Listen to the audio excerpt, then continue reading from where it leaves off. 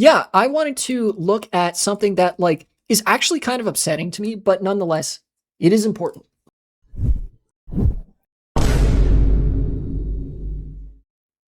Anyways, let me open up r/teachers and look at this thing that I wanted to look at, particularly regarding illiteracy and the literacy crisis in America, which is not just an America thing. It's not just a thing in America.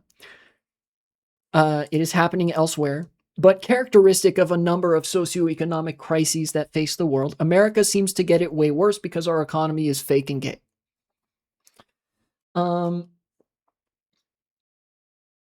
Teachers, r/teachers. What caused the illiteracy crisis in the US? Educators, parents, whoever, I'd love your theories or opinions on this. I'm in the US, Central Florida to be exact. I've been seeing posts on here and other social media apps, hearing stories in person from educators about this issue. I genuinely don't understand. I want to help my nephew to help prevent this in his situation, especially since he has neurodevelopmental disorders, the same ones as me, and I know how badly I struggled in school despite being in those gifted programs which don't actually help the child. Not getting into that rant, based, by the way, fuck gifted programs.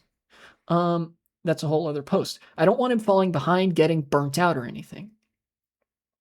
Gifted programs are bad. Yes, they are. Gifted programs, right, are inherently antisocial and pro-hierarchy.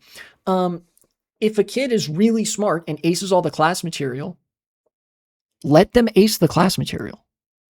That way, hey, that's another way that they can socialize with the class. They could be like, wow, you're so smart. You could help the other kids. You know, maybe there's some kids that are struggling.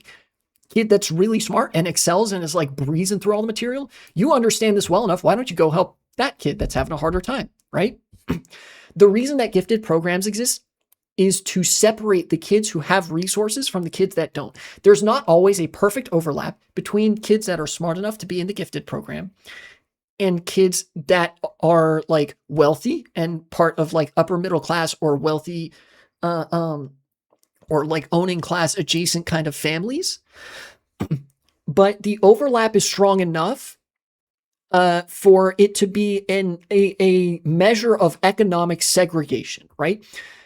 Gifted programs are usually determined by grades, test scores, and like quantified performance, which is directly correlated to income and like resources available to the kid and their family, right? Which means it tracks pretty statistically consistently that the kids in the gifted program will be much wealthier on average than the kids that are not in the gifted program.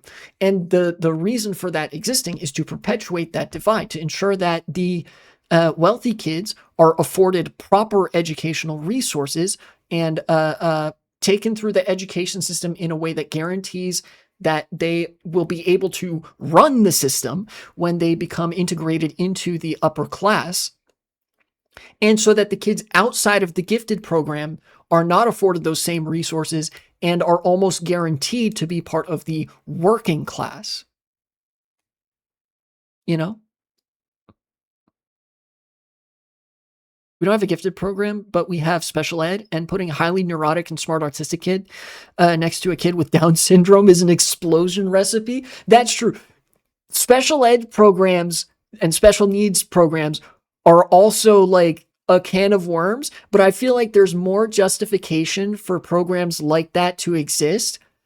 So long as they don't like radically disrupt the social landscape of kids' lives and like prevent them from socializing with other kids. As long as they don't do that, as long as they don't like socially segregate kids in the opposite direction, creating a small underclass, right, in school, then I think special needs programs are fine, because it is possible that, you know, a kid has a learning disability where the normal pace of the class might be too much, or like assignments aren't always like by default very easy for them to do so much as it is for other kids, right? Particularly thinking of people with more physical disabilities. I remember in middle and high school, I had a few classmates who had cerebral palsy. And I think the correct version, I believe, of a special needs or special ed program is the one that this one guy I was friends with in middle school who had cerebral palsy was in. He had a milder form of it where he walked in a like I'm sure people probably remember there's like a kid that has a palsy or something, like one of those disorders that causes them to walk or run in a really goofy kind of way, and actually to sometimes do like the stereotypical thing with their arm because they don't like have full control over their muscles or something. But he was in like normal school classes. They just afforded him a little bit extra help to keep up with the other kids. And like, he wasn't cordoned off into like the special ed classroom where you weren't really like mingling with the other kids. I think that's a good way to do it. Nonetheless, that's a whole separate topic. I'm here to talk about literacy, illiteracy, and the absolute state of the education system. And I got sidetracked by the mention of gifted programs and special ed programs. My friend's mother is an elementary school teacher. This woman's a literal saint, and she has noticed. She has even noticed an extreme downward trend in literacy abilities over the last 10 years or so. Kids who are nearing middle school age with no disabilities being unable to read, not doing their work even when it's on the computer or tablet so they don't have to write, since many kids just don't know how, and having little to no grammar skills. Typo. It's genuinely worrying me since these kids are our future. We need to invest in them as opposed to just passing them along just because. Is it the parents, lack of required reading time, teaching regulations being less than adequate, or something else? Uh, uh, this has been bothering me for a while, and I want to know why this is happening so I can avoid making these mistakes with my own future children. I haven't been in the school system myself in years, so I'm not too terribly caught up on this stuff. So my perspective may be a little bit outdated. Some people I knew in special ed called it their personal concentration camp. I was in special ed, and I'm not going to lie, sometimes it did feel a little bit like that to me. I was a special ed kid because of my autism diagnosis. Um, and luckily, for some of the, like, for most of the time that I was in high school and in special ed, it was just like a special ed homeroom class. And I just went to normal classes, but it like the homeroom class, it was like, oh, there's enough kids to populate this homeroom class. So we can have a teacher that specializes in special education with special needs kids, autistic kids, and so forth. And so, we were all, buddy, we were friends, we were talking, and the teacher was like specially trained to know how pedagogy and childhood education works with kids like that. But for the rest of the time, I would intermingle with other kids. But at times, before I had that teacher who was really cool, and after that teacher left, it did sort of feel like the designation of special ed was like you're being socially segregated downwards, you know? Because and I had an aversion to it.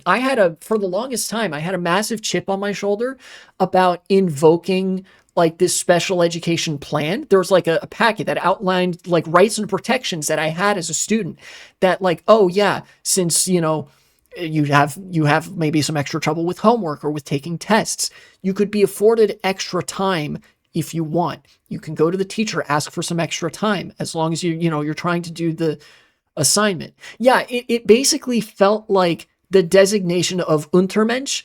And because of that, I never wanted to use, it was either, I think it was an IEP program, which again is meant to help special needs kids so that they don't like drastically fall behind when they're in normal classes. But even having to invoke that in my mind brought to mind that like, shit, I'm just the Untermensch now, you know? So I never did. I don't think I ever invoked my IEP plan for that shit. Yeah, meant to being the operative, meant to does a lot of heavy lifting there, you know? And shit, I don't necessarily object to an outlining of rights and protections for special ed kids that, you know, they can't try to force you through at a breakneck pace, right? I think there was just something about the social expectation of the time that like, and the way that special ed classes act as a sort of downward social segregation for kids, that it really felt like the Untermensch designation. I think that like an IEP packet that says, you know, you can have extra time. You can, be sure to ask other kids for help, blah, blah, ask the teacher for help. They'll be able to help you, etc. I think that stuff is good for kids that we can specifically recognize might struggle in the education system. And I think the thing that probably made the chip on my shoulder develop was the sort of social separation of the special ed kids from the rest of the kids. When I hear stories about these kids, it makes me think, wow, I thought I was good. Yeah. Enough about my own personal experiences. Let's get back to how cooked the kids are nowadays. Multiple factors are at play here. Back around NCLB, No Child Left Behind, signing into law, there was some new literacy initiative peddled by a woman who pulled focus away from phonics and toward whatever hellscape she came up with. I don't remember who it was or what the program was, but it's been talked about a lot on here. So I'm sure someone can shed a light on that. So a huge problem is the kids are relying on rote memory of sight words, which works for irregular words. But once you get to higher levels, you rely on being able to decode the phonics to figure out the word. I've had kids struggle with words like pivot and fulcrum because they don't really understand how to break down unfamiliar words and sound them out. Basically, what they're getting at is part of the deterioration is driven by, well, NCLB, as far as I know, like one image edit that says child left behind. That's so true. NCLB refers to this law that was meant to get the kids through the education system quicker, but the prioritization was graduation rates and not whether kids actually fucking learned anything. Because what they were optimizing for is augmenting the workforce. They wanted to produce workers. They didn't want necessarily well-educated kids. And because this was a Republican policy, I would wager that they specifically didn't want kids to be well-educated. That's NCLB. This literacy initiative, basically phonic memory means etymology. I learned etymologically how certain words worked. Most of my etymological grammar ed was like really basic shit in elementary school, and then maybe more complicated shit in high school. That's where most of my knowledge of grammar structure comes from, is my years in high school. And I've retained a lot of that, thankfully. And so what this person is saying is that this new model de-emphasizes recognizing the building blocks of words and the linguistic parts of like, oh, this part of the word means this, and this part of the word means this. So you put them together and that means this. Or you have the whole word, which you know what it means, but then you can break it down into this part meaning this and this part meaning this, and that makes sense. Now it's just, you've seen the word before and you know specifically what that word means. So you can remember this word means this. There's very little critical thought involved. Basically, you see a word and you remember it later, but have no actual knowledge of why the word is spelled a certain way or what the component parts of it may mean. You simply recognize the word itself from, as this person says, rote memory.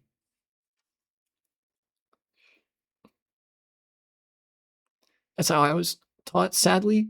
Yeah, a lot of kids, apparently, I'm learning this more and more. Apparently, I was like one of the last waves of kids to go through the education system that were taught not like this. I didn't learn like this. For some words, you do have to use rote memory because they're so basic that they don't really have component parts. Certain prepositions, for example. A, the, in, out. But these pivot and fulcrum are clearly words that have etymological structure beyond just 2 or 3 letters, right?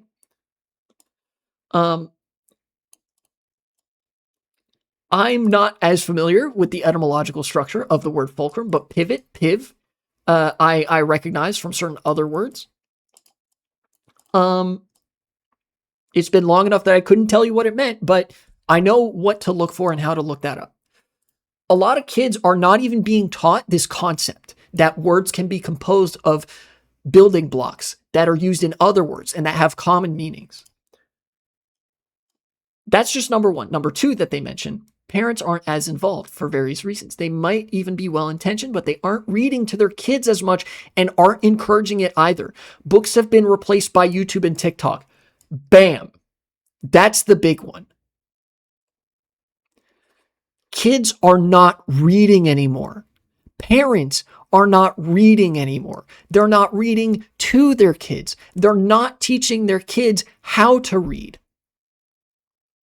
It may seem small, but the de-emphasis, fork found in kitchen, the de-emphasis of reading has led to people not being able to read. Excuse me, I might have said read there.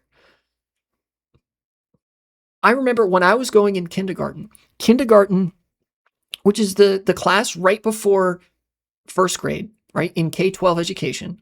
It's the first year. Is where I remember learning how to read and write. We would learn the letters of the alphabet. This is how you write this in uppercase. This is how you write this in lowercase. This is the motion that you make to write these letters in upper and lowercase. You start learning basic vocabulary. You start learning sentence structures. You start learning oh yeah, this is how to write a sentence. This is how to write a paragraph. This is what a paragraph is. A paragraph is a collection of sentences that has a common idea, not ideological, but ideative thread. I might have even just made that word up, but I did it because I have a certain knowledge of etymology that allows me to construct words that should make sense, right? Basically, a paragraph is a collection of words that contains a consistent idea or sub-idea. And I learned this in kindergarten. I would relearn it and apply it over the subsequent grades. But what I want to point out is that my childhood experience was one where my parents read to me. They read me bedtime stories and stuff. I already had a basic degree of literacy entering kindergarten. I could read, I could write. That shirt, have you guys seen the shirt that I wear sometimes that just says advertisement over and over and over again? 4-year-old me wrote that. I knew what the word advertisement was, what it meant, and how to spell it, and and the connotation of what function it served when I was 4 years old, before kindergarten. Why? Because my parents read to me and fostered an intellectual curiosity that caused me to ask them what that meant. And how to spell it, too. I asked my parents. I remember this. I asked my parents, how do you spell advertisement? 4-year-old me, you may notice there's a scribble on the first advertisement on that t-shirt. It says advertisement a bunch of times. The first one has a scribble right where the S should be. I thought advertisement was spelled with a Z because that's how it sounds phonetically. My dad corrected me. I remember I think he was there when I was writing this down. He was like, oh, here, you spell advertisement with an S, not a Z. It's weird, but sometimes the S makes the Z sound. I would learn more about that later, but then that's why the later words, advertisement, on that t-shirt are spelled correctly. And I corrected the first one. Oh, okay, advertisement is spelled like this. Let me express how much I hate advertisements. 4-year-old me was fucking based. But that was a common childhood experience. It was perfectly normal for parents to read to kids and for me to be able to read kind of when I got to kindergarten. Now, from what I've been seeing increasingly, all of the social structures, all of the parental structures, educational structures, social structures that were responsible for building up that literacy, intellectual curiosity, and so forth in my brain at a young age are no longer present. There are kids at 8th grade middle and high school. These kids are pretty close, like relatively speaking, to entering the world as adults, and they can't read at the level I was reading when I was 4 years old. That's not me talking myself up. I have fond memories, so I will recall them fondly. I was not especially intelligent as a 4-year-old compared to other 4-year-olds, I promise you. I merely mentioned that to connect personal experience and to highlight how worrying this trend is. I haven't even gotten past the first response to this post. But the fact that social media has replaced books in the early cultural and pedagogical lexicon of children and families generally is like society ending. I have come full circle on this. I used to be very positive on social media, right? I was a firm believer in the utility that social media could serve to the world because I had met plenty of queer people around my age who came out on social media first because of abusive home environments. And I had seen firsthand the utility that that could provide. But you have to recognize, as I do now, two things. Number one, even if that utility still exists, it has long since been absolutely dwarfed at a gargantuan level by the anti-utility of declining literacy, declining critical thinking, and so on. And I would argue, number two, the ability of social media and the internet to provide a safe space for queer youth doesn't really exist anymore. Increasingly common of a phenomenon on Twitter, a mainstay of social media, is for queer kids to be bullied to the point of killing themselves.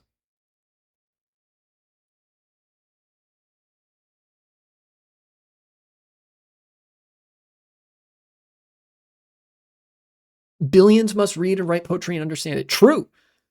For the benefit of society, they're just going to have to tough it out. No, that's not my position. My position is actually, I thought that to deprive queer kids of social media would mean telling them to tough it out. But I think that you could make a pretty solid argument that not allowing children to access the internet until they can demonstrate a certain level of reading comprehension, and critical thinking skills is also better for the queer kids.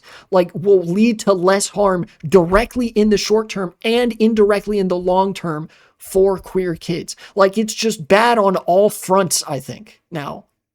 And I think that's because, like, social media and the internet has consolidated and become AI laden and overrun so quickly that even my late 2000s to early 2010s vision of what the internet is, that was about the time that I started using the internet a lot more. That was the impression that the internet left on me initially, when I was much more cognizant of what I was doing and what these websites were for, is already hopelessly outdated, you know? And rationally, I understand that.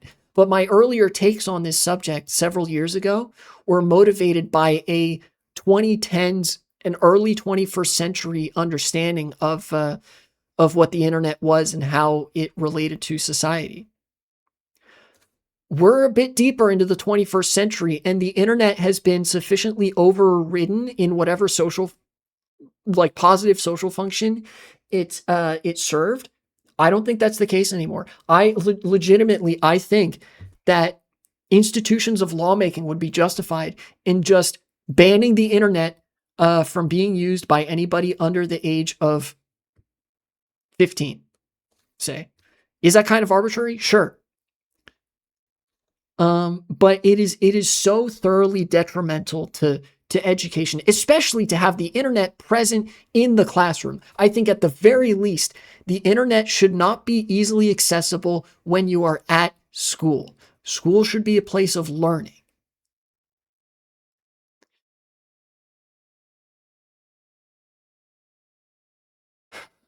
If there's anything I like grew up and understood a lot better about how my parents raised me, right? It was the limitations on screen time. Uh, when I was a teenager, they took off that limitation once they thought I understood well enough how to interact with these things and that I could be responsible with doing my schoolwork and other such stuff. I think that might have even been too early for them to do that. But the fact that they put a limit on how much I was allowed to let, television, particularly video games and the internet, influence my childhood social development, I think is a good thing because it encouraged me to find other forms of having fun that were more intellectually engaging for the most part and involved more critical thinking than just watching a YouTube video. You know?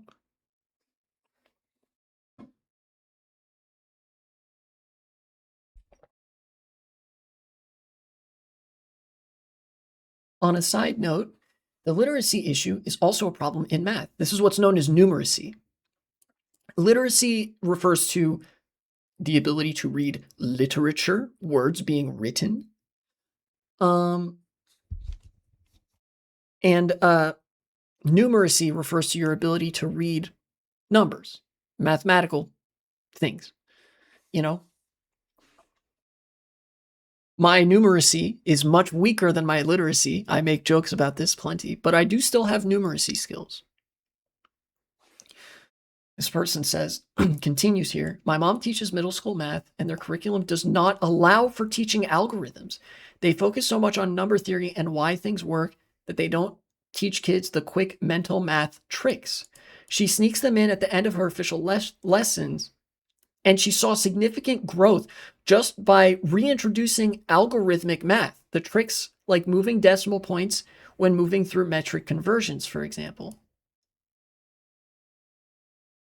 You're not allowed to tell kids as part of the curriculum that if you want to multiply by 10, just move the decimal or add a zero.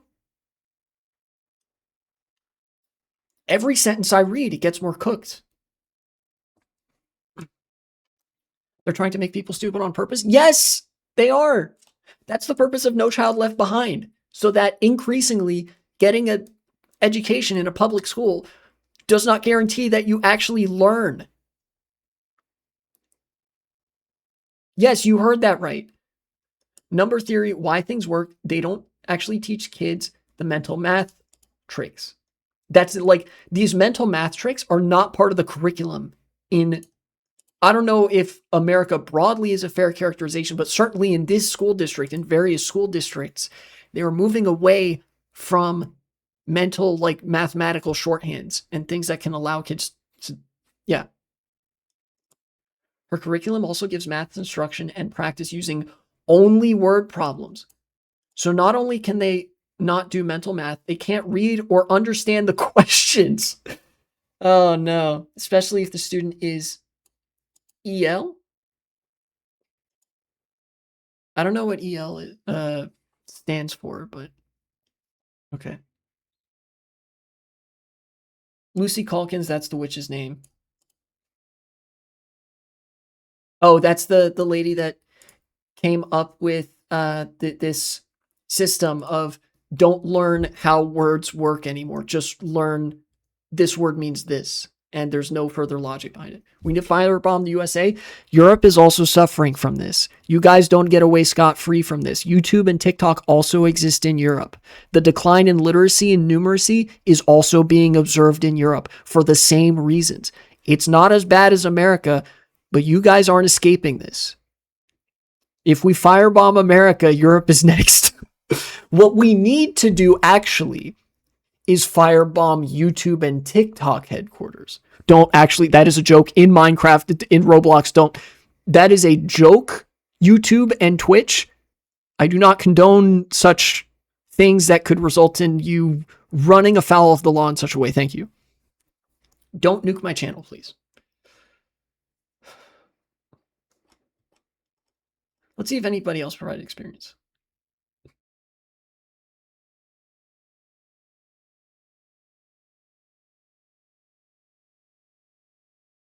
Two is a huge issue. Many people are too preoccupied with their phones to simply sit down and read to their children. The chance of them becoming a strong or even competent reader without an adult reading to them is lowered greatly.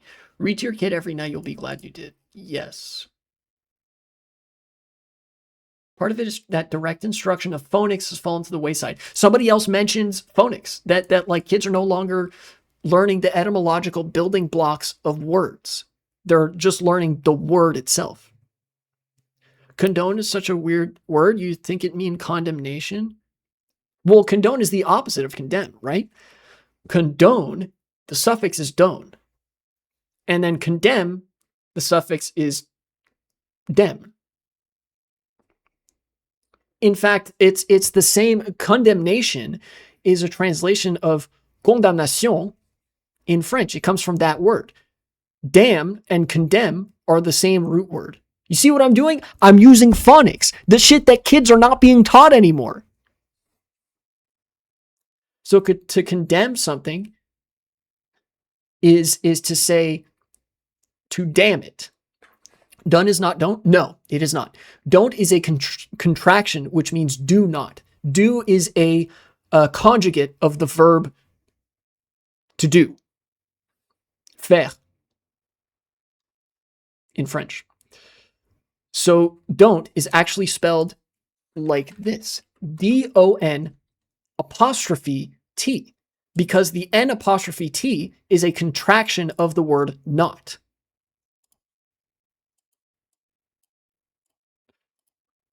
I'vent. You joke, but yes, there are contractions kind of like that. I haven't, or I've not.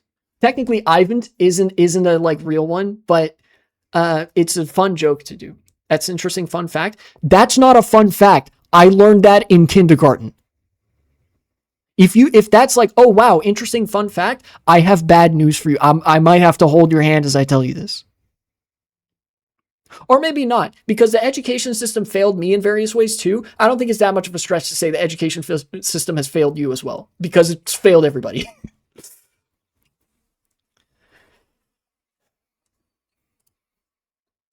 Also, don, the don in condone, I think, comes from like D-O-N, the root word meaning to give or gift, right?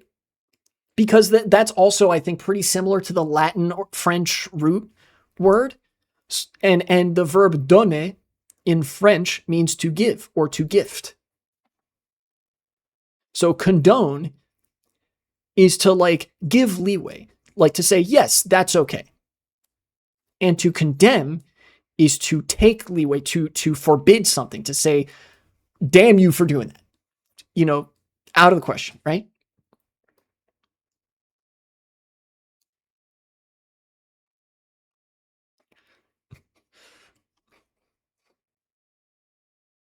Looks like some schools, states are starting to pick it back up again, though. Yeah.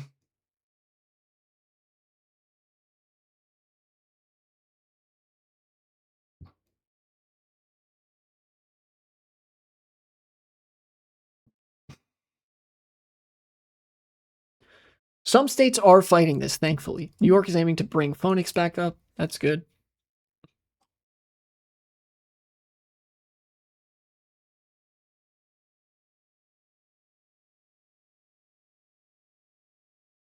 Short version, if you don't want to listen to the whole thing, is that Lucy Calkins wanted to make money teaching people to read, so she repackaged whole language reading instruction, i.e. just read a lot and you'll know how to read.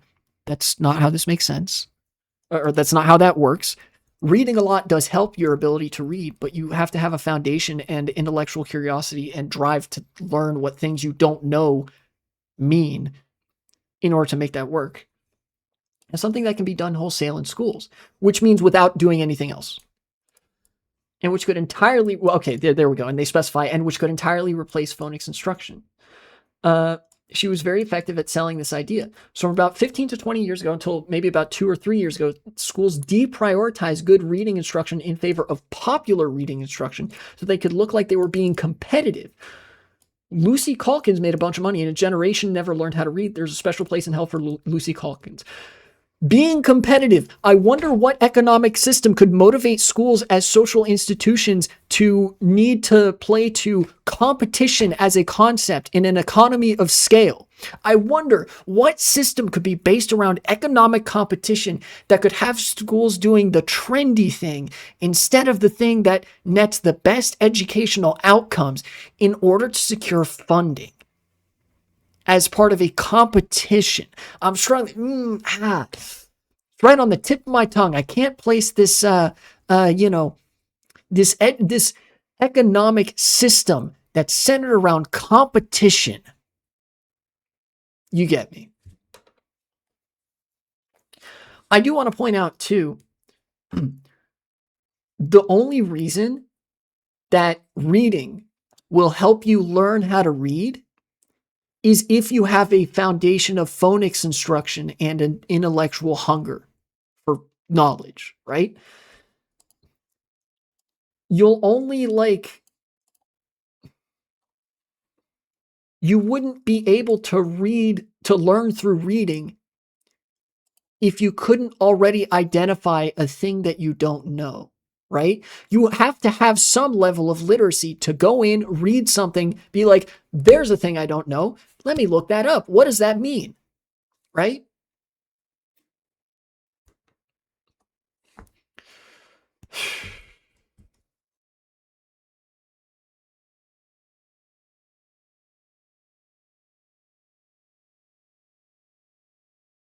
This is a really great example of the actual problem. Oh, let me read this first. I was in an affluent, high expectations, high achieving district that bought into Lucy hook, line, and sinker. This district went all in. No piloting the program, no teacher feedback. Massive red flag. That mindset makes people more leftist. Yes, it is critical to point out intellectual curiosity, the willingness and desire to learn makes people more left-leaning, radicalizes people to the left. I cannot stress enough how much of not an accident it is that the education system has deteriorated in such a way to reduce the prominence of literacy rates and critical thinking skills and the desire to actually learn and engage with material. This is not by accident.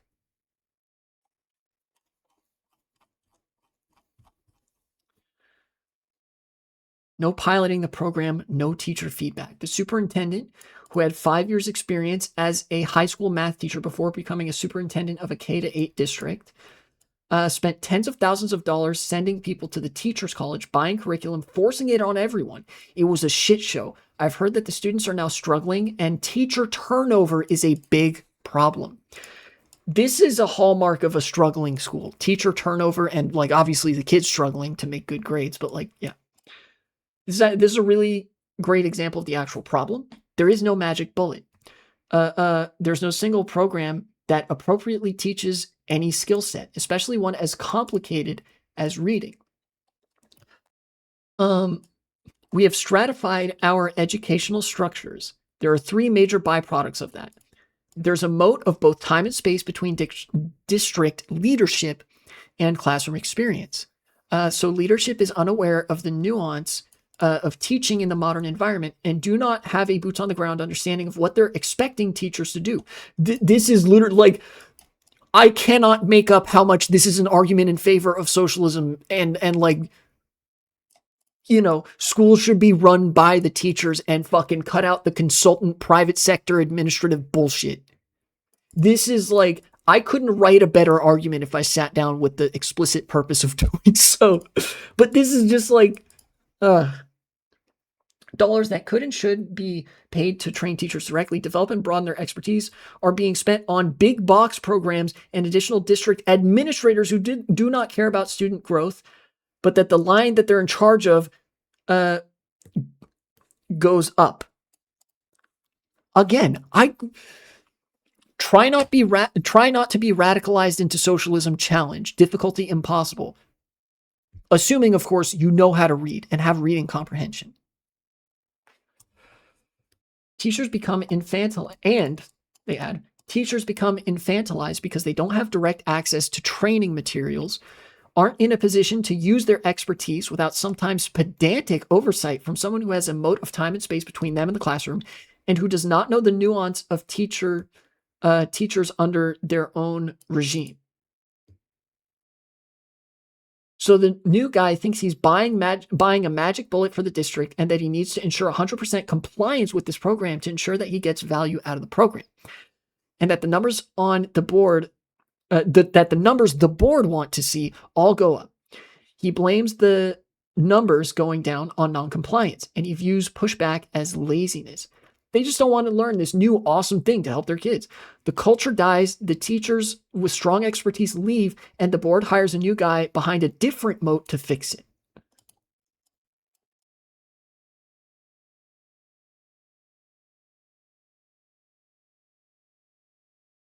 Yeah, no wonder there's teacher turnover. Nobody fucking considers in the school districts what the teachers actually have to say in matters of teaching children.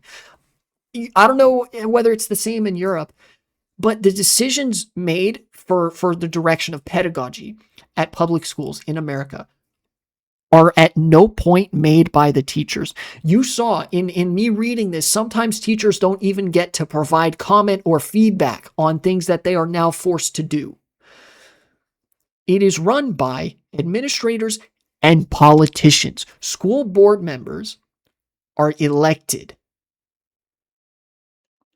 They are politicians. They campaign for office, which means they are going to be in that fucking competition brain too. These administrators, like this person says, the administrators, the school boards, they're worried about the cameras, the PR, the numbers, line going up. They want to look good for the photo op. And a lot of times that runs directly contrary to educational outcomes for kids, because that shit is not easy to write down as a line going up. Test scores are.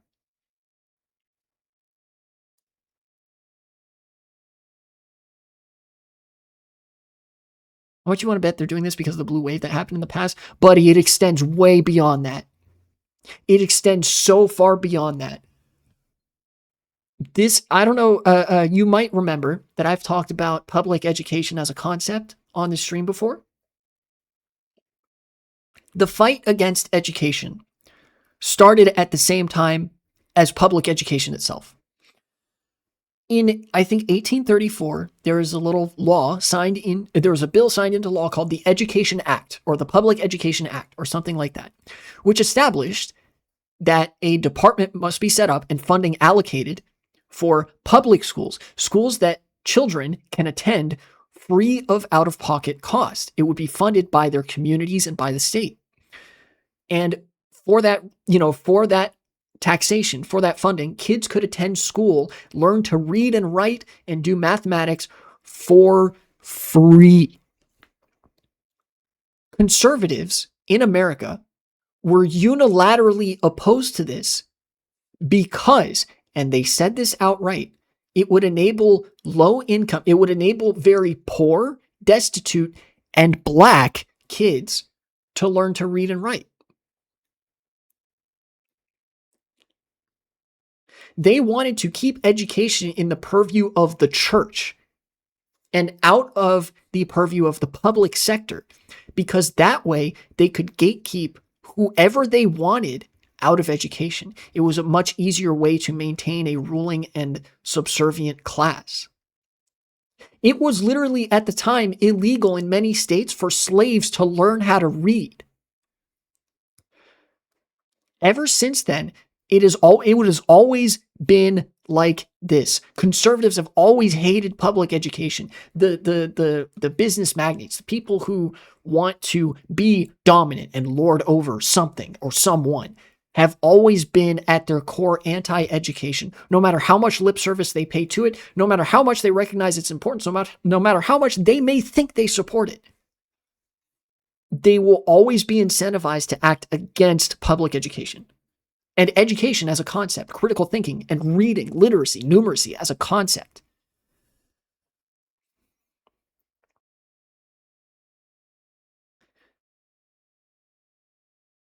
This phenomenon, the they're doing this because extends all the way back to the invention of the modern public school system almost 200 years ago. It is way the fuck longer of a contradiction, way the fuck more historic of a contradiction than just the blue wave. Either the blue wave that happened this year, the blue wave that happened in 2018, the blue wave that happened in 2006. They have always hated education. The difference now is that we are seeing some of the most drastic consequences of them winning.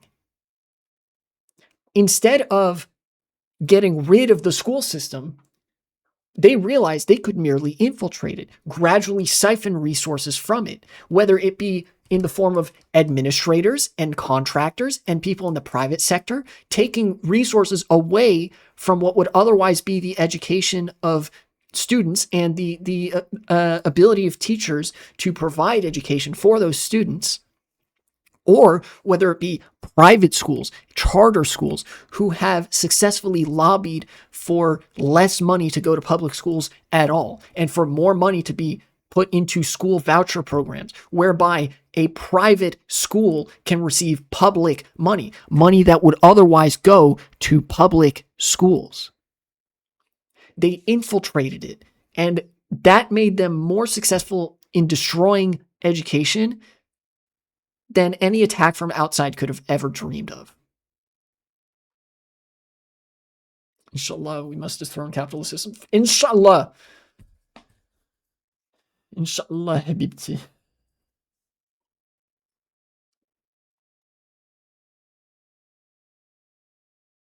Or just arrogance. The last 3 years before I retired, high school English language teacher, or English language. I don't know what ELA means. I'm kind of assuming. High school. We got an assistant principal who was an English guru. He had taught all AP classes for 3 years before becoming a principal. Just fuck that. You've never even taught regular kids.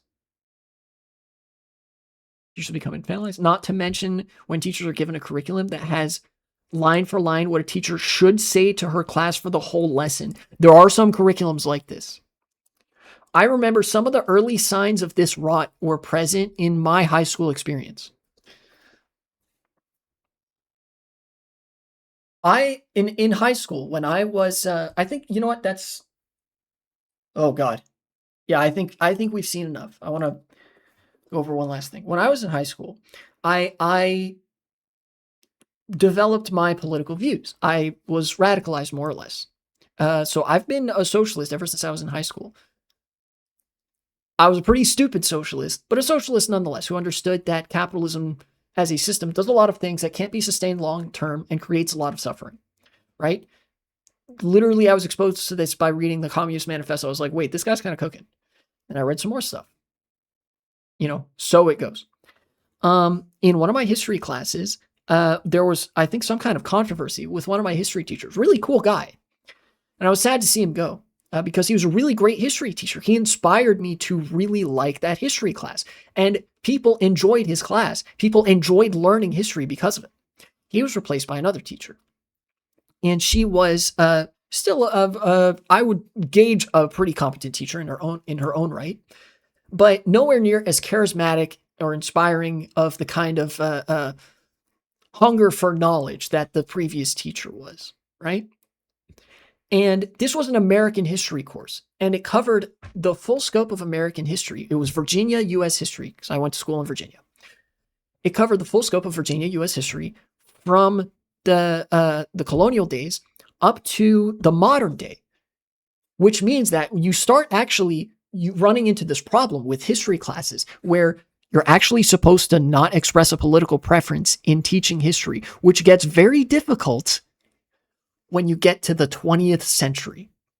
We were learning things up to the 1970s and 1980s as part of our history class, because I was in high school in the 2010s, 30 plus years ago. That's stuff that you could write about in a history book and teach in a history class.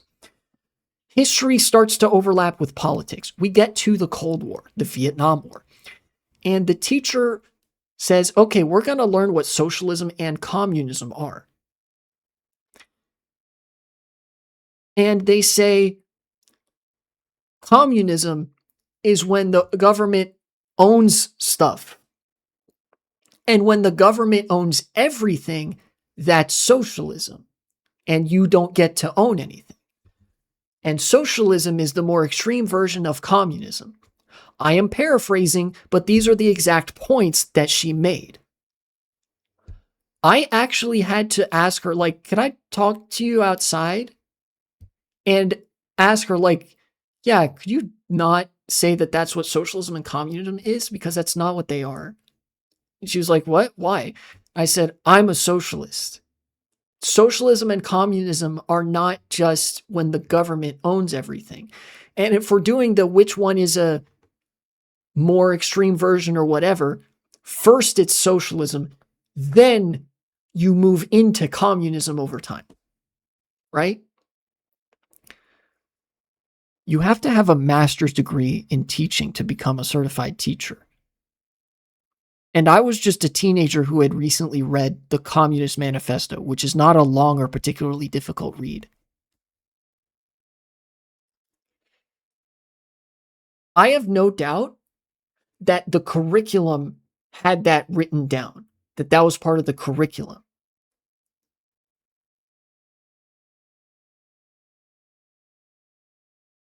Again, this is not to gas me up as all that in a bag of chips. I'm not, and I wasn't.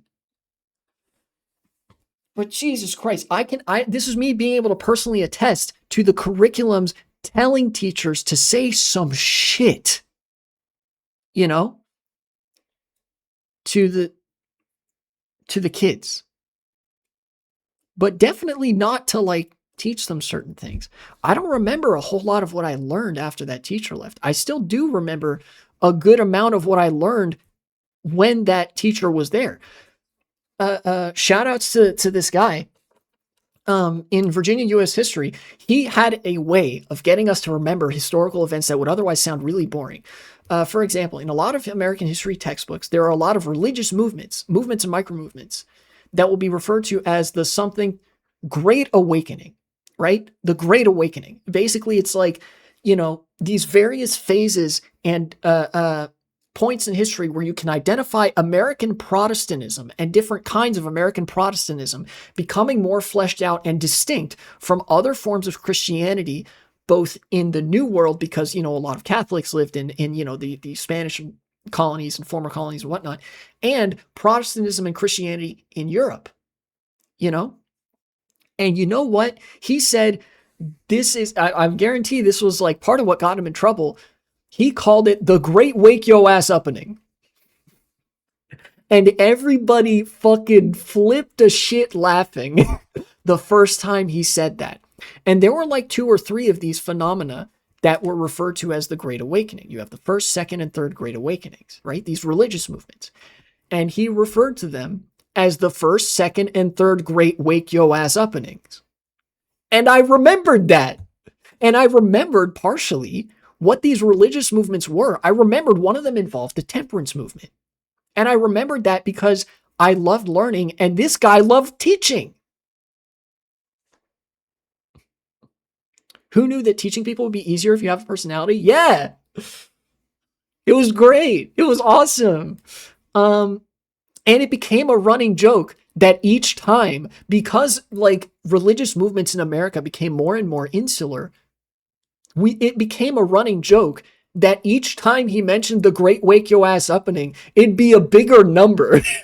We got to like the 10th or 11th Great Wake Yo Ass Uppening, which is a smart joke. It's a historically literate joke. And legitimately, it's in like, I would say it's actually like inspired, absolute cinema type shit, right? Because it also communicates that, yeah, American Protestantism is very, in a way, it's very fractured and individualist. You have a lot of these movements spawning micro movements, ever smaller micro movements that shape the religious and ideological landscape of America.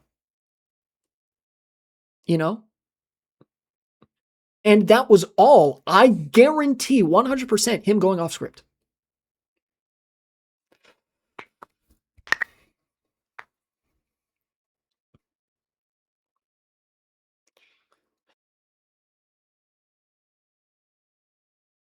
I love learning.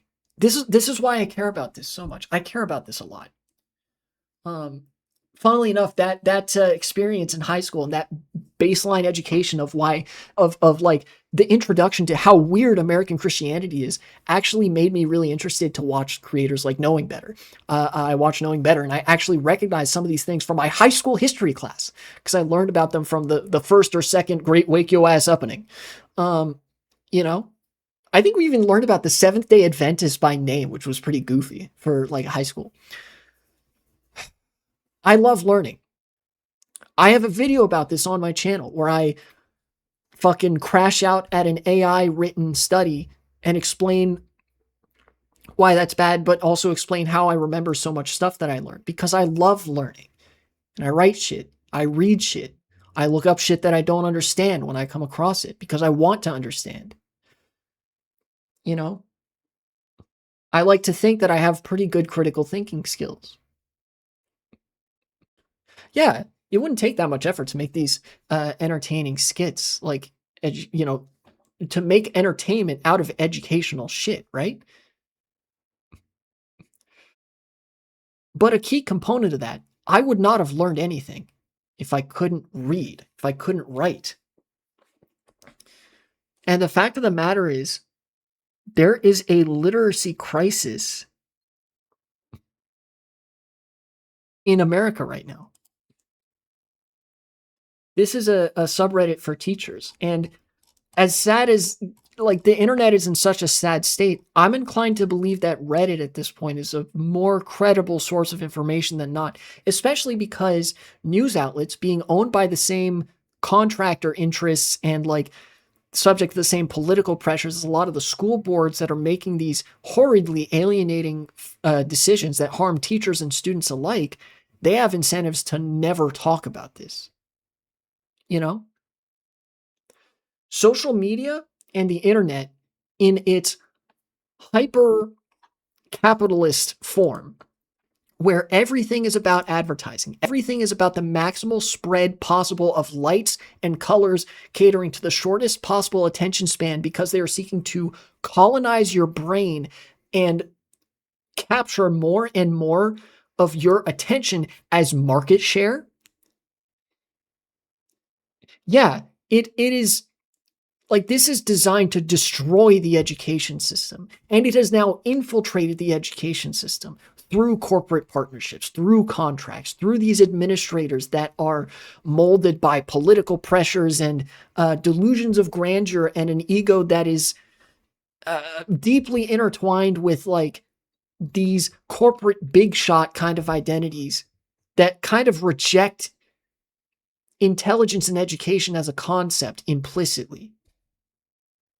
Yeah. The conservatives have been waging a war on public education since the invention of public education.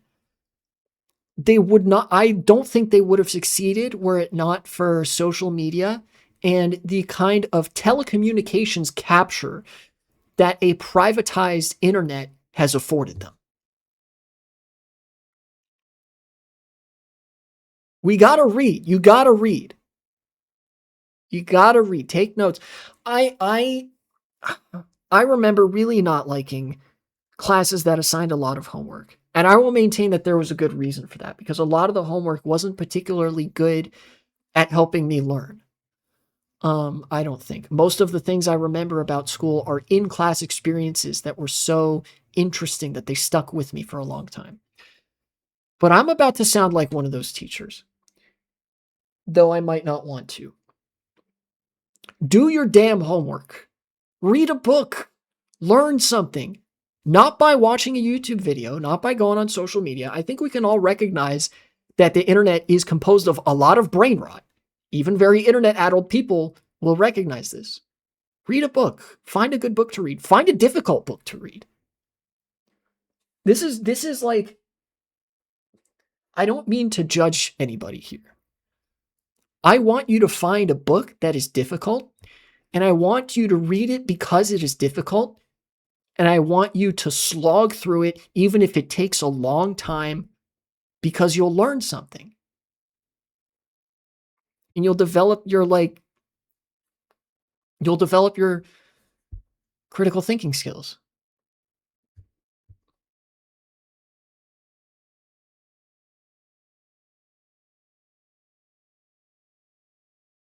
It's funny though that you say that, Han Fixar, when the more people learn, the more likely they are to be leftists. You know, it's not an accident that being on the left and being well educated are very, very closely correlated. And it's because the right wing are retards. And they want to hoist their retardation on the children who will compose the future of this country and every country on earth, so that they will be good, submissive little slaves for capital, or for whatever hierarchical structure they encounter. Seriously, I am serious about this though. Read a book. Find a difficult book to read. Find a book that has a lot of big words. 25-cent words, as my dad used to call them. Or $5 words, whichever it is, right? And learn what those words mean. Learn some shit. It's fun, I promise.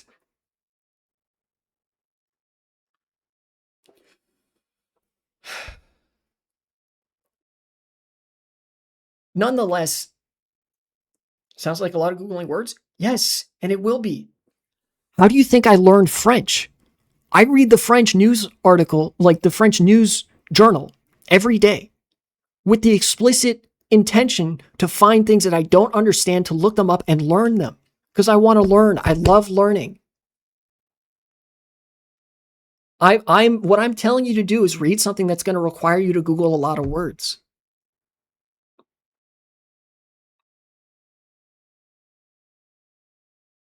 Han Fixar, that goes for you too. Find a good book with a lot of 25-cent words or $5 words and read it. Write down what the words mean.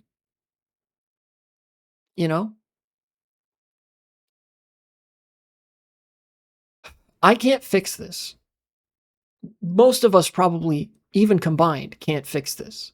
But the fact of the matter is, we have to recognize that it's happening. America is suffering a literacy crisis that is resulting in a what I think is an ultimate, or at least penultimate, deterioration of the public education system, particularly, resulting in a generation of kids that are subliterate or even wholly illiterate in many cases, where it is seldom found that kids are like reading on grade level. It's increasingly uncommon that kids read on grade level anymore. We have to bring back education as like a thing.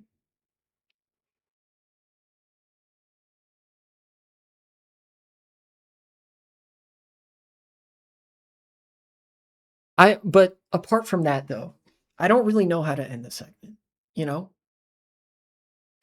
This started with the right wing infiltration of education. You weren't here for this, Han Fixar, because I know you're barely cognizant excuse for a human being, but the worst excesses of like the modern education system, resulting in kids being as stupid as they are, came from the Bush administration. NCLB, No Child Left Behind. I used to think that this was a bit. When I was in college, this became discourse, right? I used to think that it was a bit that, oh, you're not allowed to flunk children out of school anymore, right? You're not allowed to give them a failing grade. In a lot of cases, that's actually true now. You're not allowed to give kids a failing grade. We need to bring that back too, because you can't move on until you've learned. What NCLB prioritized was just moving kids on regardless to produce a workforce more quickly.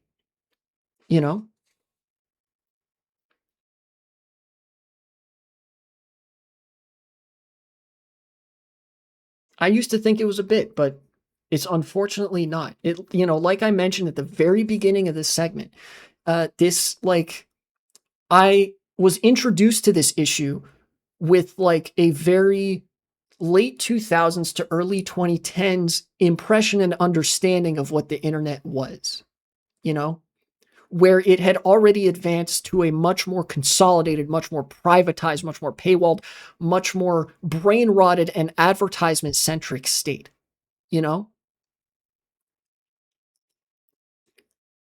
and that has had extremely dire consequences, extremely quickly too.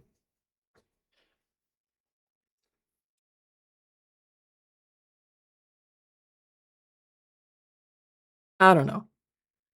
Read a book. Keep exercising your brain. Your brain is a muscle. If you don't exercise it, it'll atrophy just like any other muscle in your body. And we gotta fucking cut out the private sector and all these contractors and administrators that are eating up this money that should be going to teachers. Jesus Christ. But I'm obviously only one person. You know, I can't do anything about any of that. But I can tell you to read a book and to learn some shit.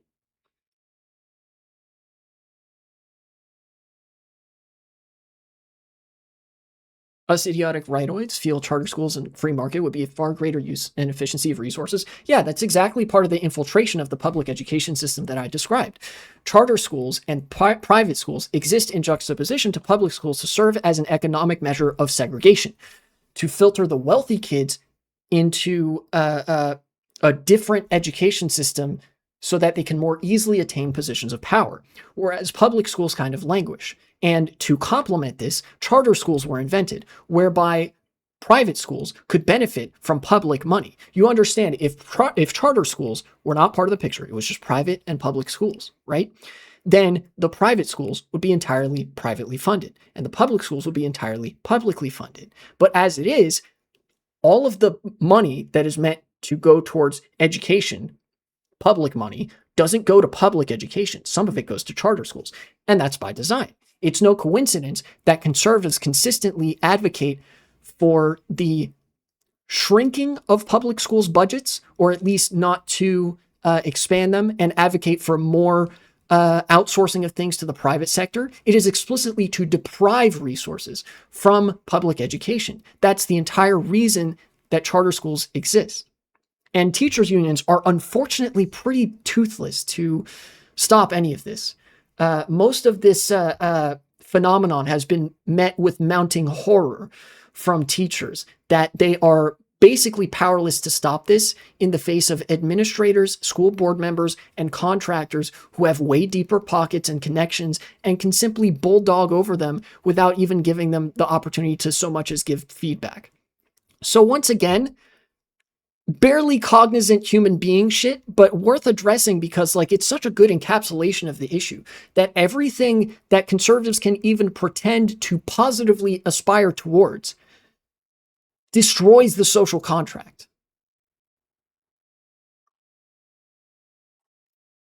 You know, that's it. Cut the segment. Thanks for watching, and support the channel if you would be so kind.